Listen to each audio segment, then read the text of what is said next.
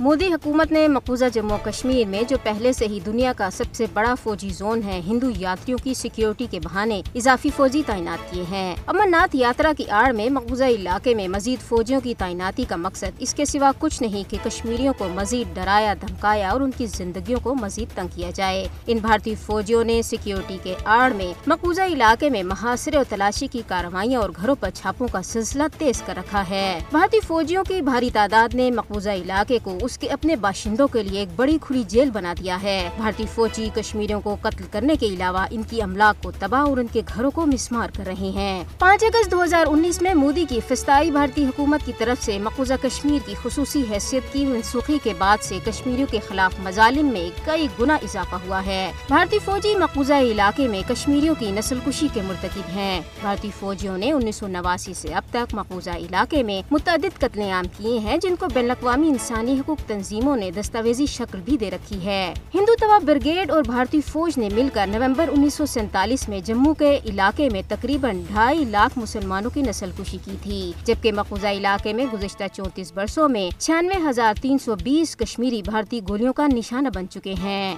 मकबूजा कश्मीर के अवाम एक पुरअमन सियासी जद्दोजहद में मसरूफ हैं, जिसको मोदी हुकूमत अपनी फौजी ताकत के जरिए ज़ेर करना चाहती है। मावराए अदालत कत्ल और जारी मुकाबलों समेत मकबूजा इलाके में फौजी कैंपों और तफ्तीशी मराकिज में आम शहरियों पर तशद्दुद समेत इंसानी हकूक की बेतहाशा खिलाफ वर्जियाँ की जाती हैं। भारतीय फौजियों ने रवां बरस गुज़िश्ता 6 माह के दौरान भी 33 कश्मीरियों को शहीद किया है।